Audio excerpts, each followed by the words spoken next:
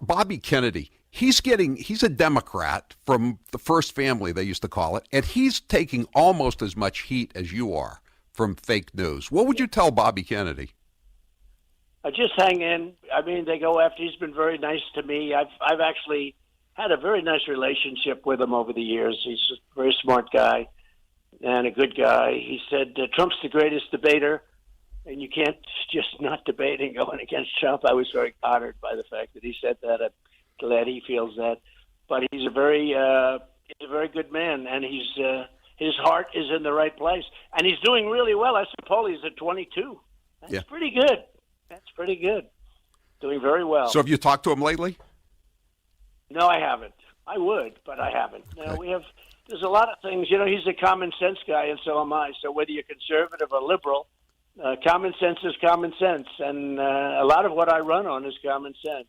We need a wall, and we built most of it, but they didn't want to finish up the extra area. I wanted to do more. After we got it built, I wanted to do more. But without that, we had the best numbers in the border, as you know, because you've said it many times. We had the best numbers in history. Yeah. And now we have the worst numbers, I think, of any country ever in the world. Okay. Well, no country would allow this. Mr. President, I know you got to run, so we welcome you back to New Hampshire and New England tomorrow, and look forward to seeing you again. And and you're welcome on the show anytime you want. Thank you. I love doing your show. Thanks, Howie. Thanks, care. Mr. President. Thank you, Mr. President. And, people have said to me, why don't you run as an independent? And I say, because I'm a Democrat. This is who I am. This is my identity, but I want my party back. I want my party to be the party that I grew up in, the party of John Kennedy, the party of Robert Kennedy, the party of FDR, and Harry Truman. You say that you're a Democrat, but you're getting a lot of support from a lot of leading voices on the right, like Steve Bannon, Tucker Carlson, Alex Jones, former President Donald Trump. Many Democrats fear that you're a spoiler in the race, that you will damage President Biden in the primary and grease the skids for former President Trump to return to the Oval Office. This week, former President Trump said about you, Kennedy is smart and he's a common sense guy. What kind of man do you think Donald Trump is? Well, here's what I'm not going to do in this race. I'm not going to attack other people personally. I don't think it's good for our country. And I think, what I'm trying to do in this race is bring people together, is to try to bridge the divide between Americans. And guess what? When my dad died and we took this train ride from, this 7.5-hour train ride that was supposed to be 2 hours, and I was with him when he died in Los Angeles, and then we brought his body from New York, Penn Station to Union Station and Washington, D.C. And it was a 2.5-hour ride, but it took 7.5 hours because there were 2.5 million people on that train track. And it was the cross-section of America and all of the major urban stations in Trenton, Newark, Wilmington, and Baltimore. There were Black Americans singing Battle Hymn of the Republic. There were whites in the rural areas who are holding up signs, goodbye Bobby, pray for us Bobby, American flag, standing, saluting. 4 years later, and they had supported my father in the primaries in 1968. 4 years later, in 1972, they were not supporting my father, and they were not supporting George McGovern, who was aligned with my father on all these issues. Instead, the vast majority of them were supporting George Wallace. And, my father was able to harness these populist energies. In the last day of his life, he won the most rural state in this country, South Dakota, and the most urban.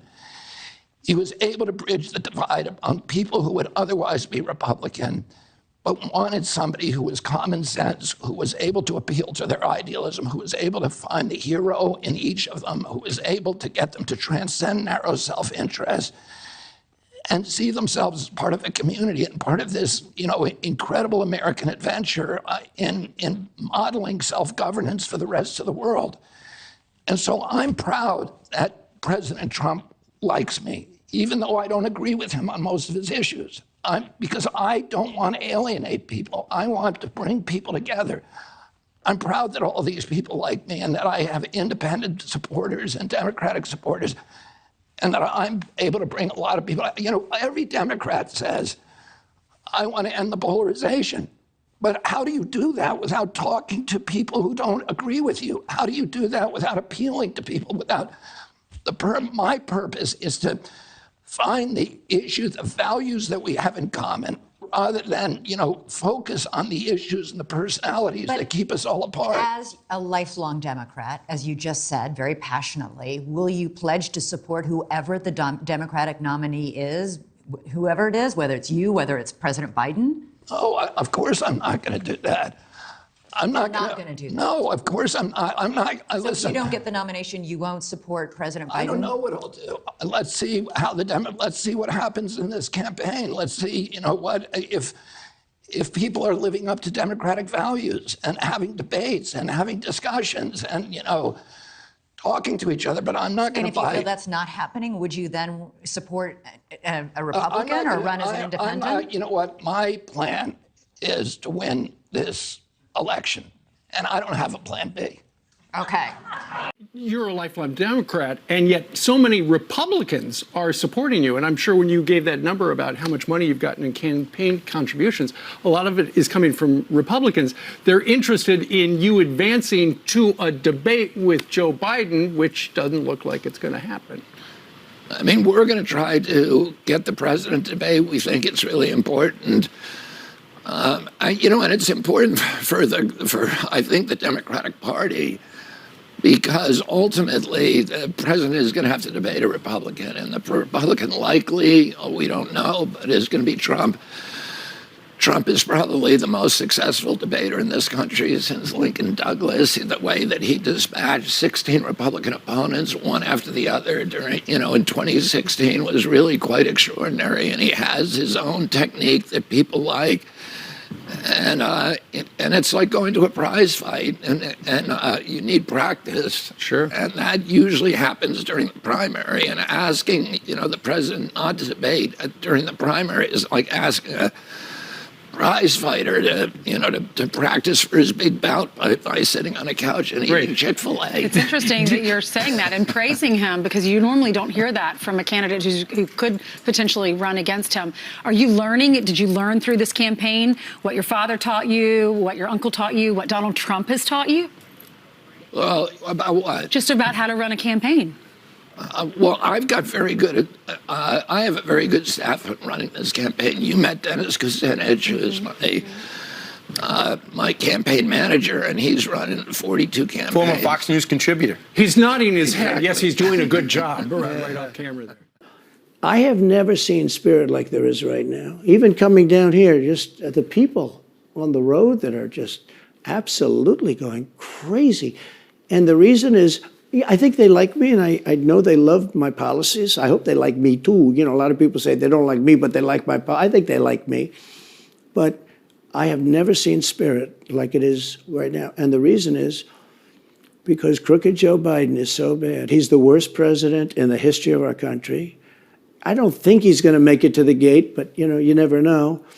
But Joe is really... But you don't think he's going to make it to November of 24? Well, I think he's worse mentally than he is physically. And physically, he's not exactly a triathlete or any kind of an athlete. You look at him, he can't walk to the helicopter. He walks, he can't lift his feet out of the grass. It's only 2 inches at the White House, right? That's not a lot. But you watch him, and it looks like he's walking on toothpicks.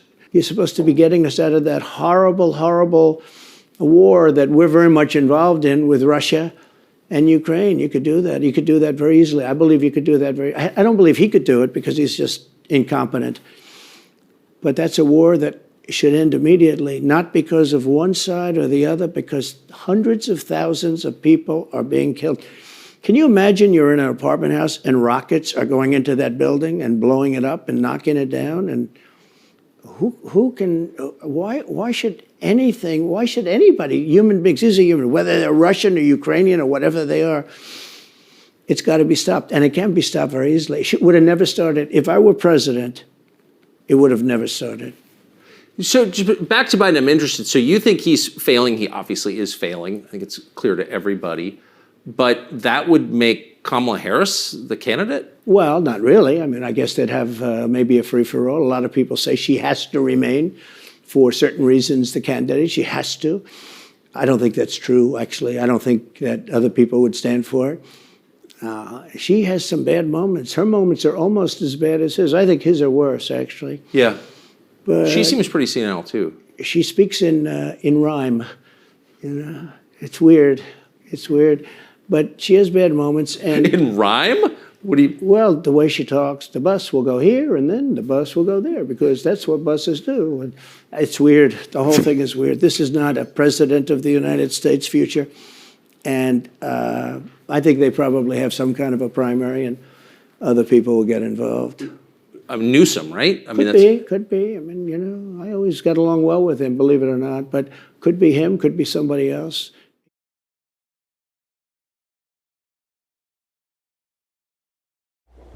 What we need in the United States is not division.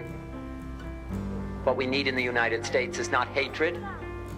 What we need in the United States is not violence and lawlessness, but is love and wisdom and compassion toward one another. Every nation has a darker side, and the easiest thing for a politician to do is to appeal to our hatred and our anger and our bigotry and greed and xenophobia and all of the alchemies of demagoguery. My father and my uncle had a vision for America, a vision of racial harmony, of prosperity for all Americans, of peace in the world, and of honest government. Their lives were tragically cut short, and America took a different path. Yet the possibility they foresaw is still alive, the America that almost was, and yet may be. I've been fighting corporate corruption my entire life, but I understand that today, the problem is much larger than a few crooked individuals. The problem is a system that no longer serves the people, and a people who are so divided and so fearful that they are easily ruled. It's time to unlearn the reflexes of fear and blame and find ways to unify ourselves and turn our country around. I won't pretend to you that it will be easy, but I know what it will take. My father said it: love, wisdom, and compassion toward one another, and that's where we need to start. We will scale down the war machine and bring our resources home. We will rebuild our water systems, repair our roads, modernize our railroads, and clean up our environment. We will also clean up government and earn back the people's trust.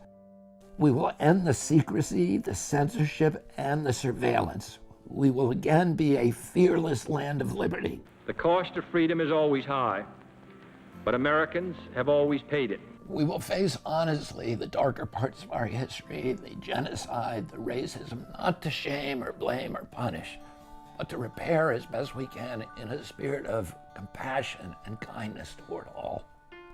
I'm inviting all of you to join me to create an America that we can believe in and be proud of again. I'm Robert F. Kennedy Jr., and I'm running for President of the United States.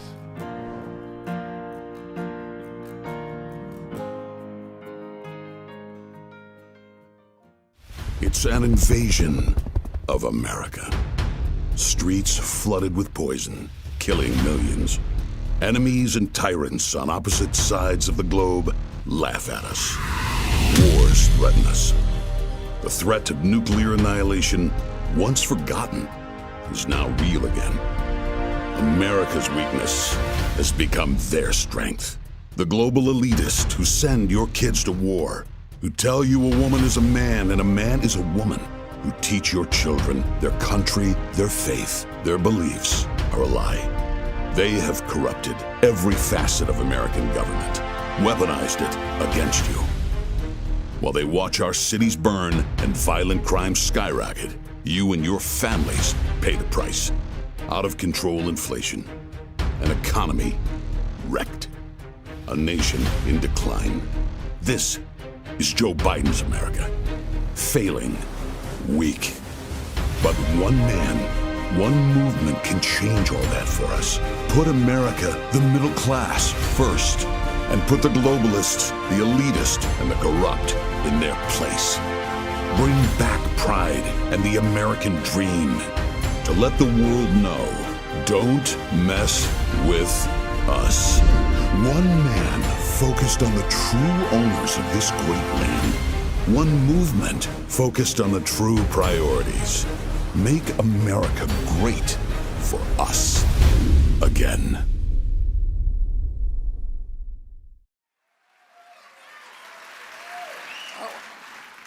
I've come here today to announce my candidacy for the Democratic nomination for President of the United States.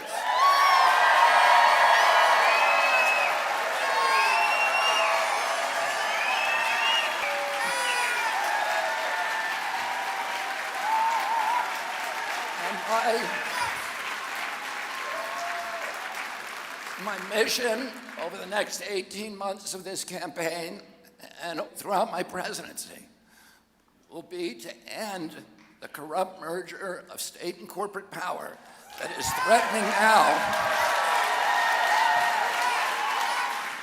threatening now to impose a new kind of corporate feudalism on our country, to commoditize our children, our Purple Mountain's majesty, to poison our children and our people with chemicals and pharmaceutical drugs, to strip mine our assets, to hollow out the middle class, and keep us in a constant state of war.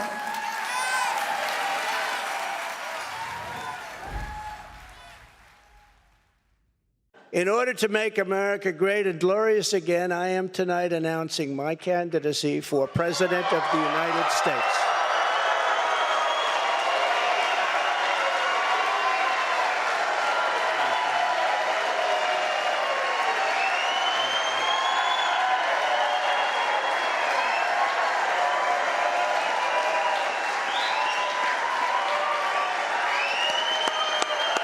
Thank you, kids. Thank you. All of you. Thank you. Thank you. So many incredible friends and family here tonight. It's such a beautiful thing. Some people say, how do you speak before so many people all the time? When there's love in the room, it's really easy, if you want to know the truth. It really is. You ought to try it sometime. Together, we will be taking on the most corrupt forces and entrenched interests imaginable. Our country is in a horrible state. We're in grave trouble. This is not a task for a politician or a conventional candidate. This is a task for a great movement that embodies the courage, confidence, and the spirit of the American people. This is a movement. This is not for any one individual.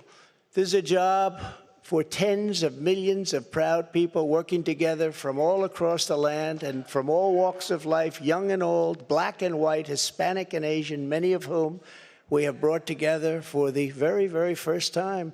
If you look at the numbers, if you look at what's happened with Hispanic, with African American, with Asian, and just look at what's happening. This is a party that has become much bigger, much stronger, much more powerful, can do much more good for our country.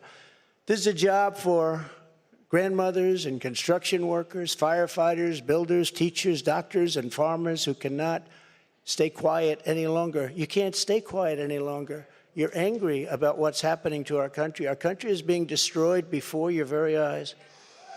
It's a job for every aspiring young person and every hard-working parent, for every entrepreneur and underappreciated police officer who is ready to shout for safety in America. The police are being treated so badly.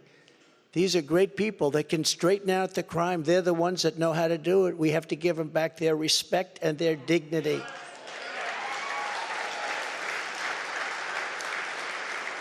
This will not be my campaign. This will be our campaign all together. Here's a question for you. Just how far are the radical left and inside the Beltway bandits willing to go to stop him? We all know they hate him for winning the fight to protect life, for exposing their deep state, for draining their precious swamp. And they already know he'll crush Biden. So like a pack of rabid wolves, they attack. So let's impeach him. Let's get tainted radical left prosecutors to charge him. Let's conspire with Hillary and the FBI with fake stories about him. All to distract from Biden's incompetence, weakness, and money-grabbing corruption. But here's the thing, he'll never blink. That's called having the courage of your convictions. And it's why he's our president. I'm Donald J. Trump, and I approve this message.